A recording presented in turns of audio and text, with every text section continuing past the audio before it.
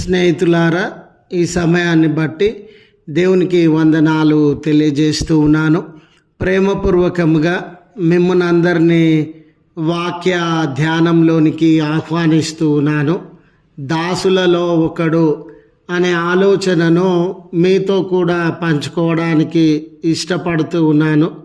గనుక దేవుని యొక్క వాక్యమును మీరు ముగింపు వరకు ఆలకించాలని, మీ కుటుంబ సభ్యులలోనూ తోటి విశ్వాసులతోనూ ఈ వీడియో షేర్ చేసుకోవాలని, మీ ప్రార్థన మనవులు ఎట్టివైనను కామెంట్స్ రూపంలో కానీ ఫోన్ కాల్ ద్వారా కానీ తెలియజేయండి. నమ్మకంగా మీ కొరకు ప్రార్థిస్తాము. ఈ వీడియో మీ ఆధ్యాత్మిక జీవితములకి ఉపయోగకరంగా ఉంది అని మీకు అనిపిస్తే దయచేసి ఈ ఛానల్ను సబ్స్క్రైబ్ చేసుకునవలసినదిగా మనవి చేస్తూ ఉన్నాను. లేఖనము రాజులు 2వ గ్రంథము 5వ అధ్యాయము 13వ వచనము.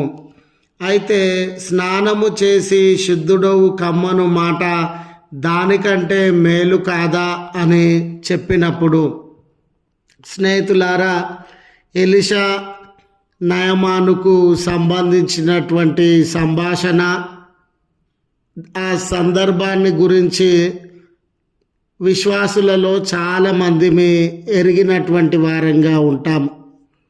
ఈ నయమాను అనే వారు సైన్యమునకు అధిపతిగా ఉండి సిరియా దేశమునకు ప్రాతినిధ్యము వహించినటువంటి వాడుగా ఉండినాడు.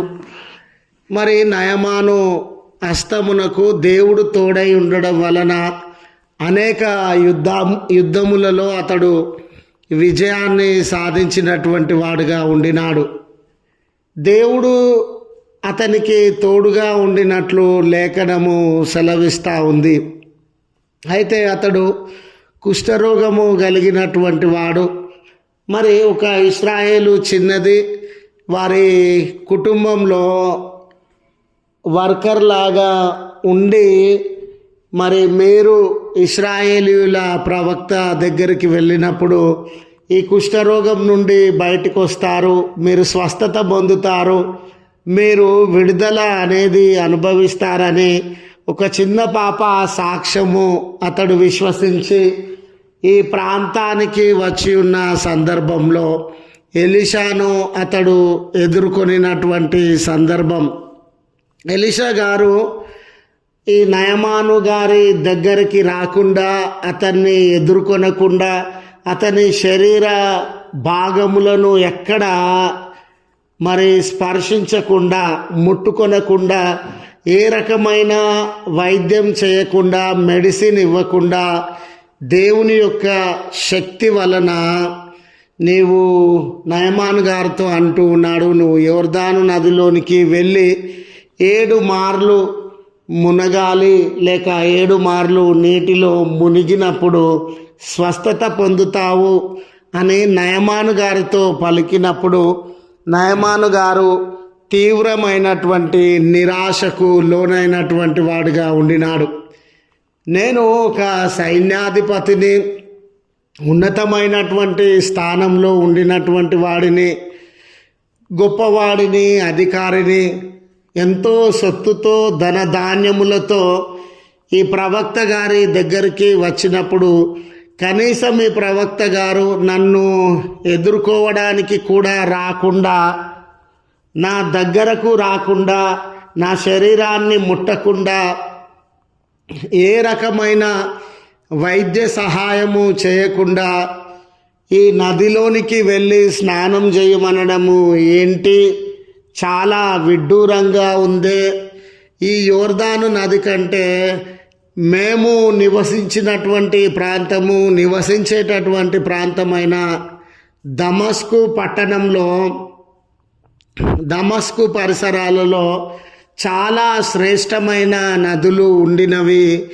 ఈ యోర్దాను నదిలో స్నానం చేయడం కంటే ఆ దమస్క చుట్టుపక్కల ఉన్నటువంటి నదులలో నేను స్నానం చేయలేనా అని తన ముఖాన్ని చిన్నబుచ్చుకొని ప్రవక్త గారి మాట వినకుండా ఆ చోట నుండి వెళ్ళిపోవాలని ఆలోచిస్తున్నటువంటి వాడుగా, ఆ చోట నుండి వెళ్ళిపోవాలని బయలుదేరినటువంటి వాడుగా ఉండినాడు.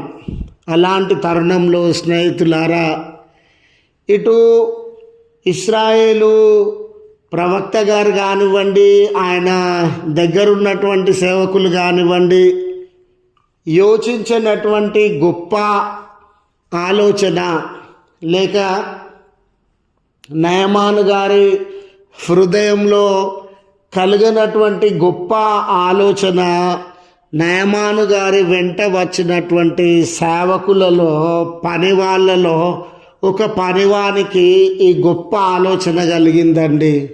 ఏమనంటే, ఆ సేవకుడు, మరి అతని పేరు కూడా లేఖనాలలో రాయబడి లేదు, కానీ ఆ సేవకుడు నయమాను గారి దగ్గరికి వచ్చి మాట్లాడుతూ ఉన్నాడు. నాయన, ప్రవక్త గారు నది దగ్గరికి వెళ్ళి మిమ్మల్ని స్నానం చేయమన్నాడు. దీనికంటే ఏదైనా పెద్ద పని, దీనికంటే ఏదైనా గొప్ప కార్యాన్ని మీకు అప్పగించినట్లయితే, ఉదాహరణకి నీ శరీరానికి పలాని ఆకు పసరు పూసుకొని స్నానం చేయమంటే, లేదా పలాని మెడిసిన్ వాడమంటే నువ్వు వాడేటటువంటి వాడవు కదా. వాటన్నిటికంటే ఈ చిన్న పని, తేలికైన పని, నీ వల్ల సాధ్యమైనటువంటి పని చేయడంలో తప్పేముంది?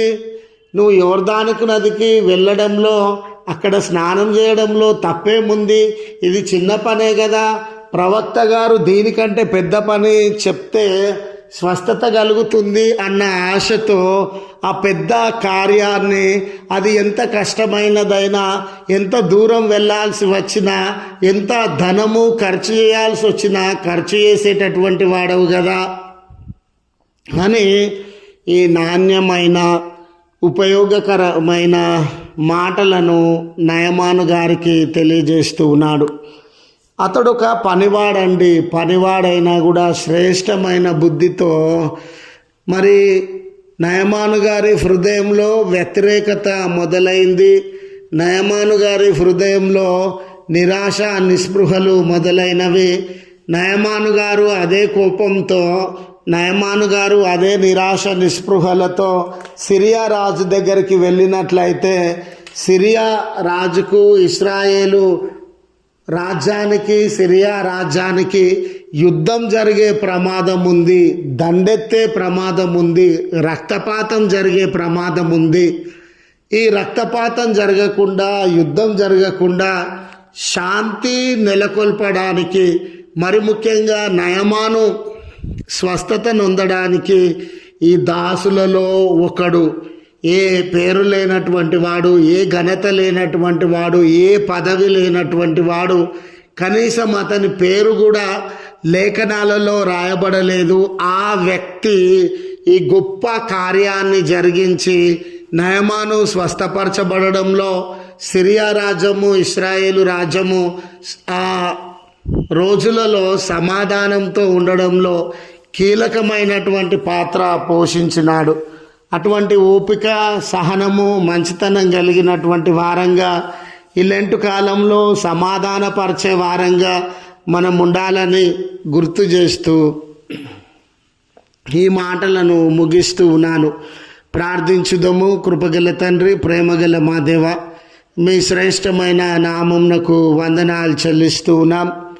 అయ్యా, ఈ నయమాను దాసులలో ఒక దాసుడికి ఎటువంటి శ్రేష్టమైన బుద్ధి, జ్ఞానము, ఆలోచన, సందర్భానుసారమైనటువంటి మాటలను అనుగ్రహించినావో అయ్యా, ఈ మండల కాలంలో మా హృదయాలలో కూడా శాంతిని అందించగలిగిన, సమాధానమును అందించగలిగిన, కలహములను, జగడములను, రక్తపాతాన్ని ఆపగలిగిన శ్రేష్టమైన జ్ఞానాన్ని అనుగ్రహించి అయ్యా, మీ రక్షణ పరిచర్యలో పాలుపంపులు పొందే ఆధిక్యత దయచేయమని వేడుకొనుచున్నాం. ఈ వాక్యం వినుచు ఉన్న బిడ్డల జీవితాలను మీరు దర్శించండి యేసయ్య. వారి కొరతలను మీరు తీర్చండి యేసయ్య. వారి జీవితాలలో ఉన్న బంధకములను, ఇబ్బందులను, శ్రమలను మీ పుణ్యనామమున దూరపరచమని క్రీస్తు పేరట వేడుకొనుచు ఉన్నాము తండ్రి. ఆమెన్. తండ్రి, కుమార, పరిశుద్ధాత్మ త్రియేక దేవుని దీవెన మనకు తోడై ఉండి మనలను కాపాడునుగాక. ఆమెన్.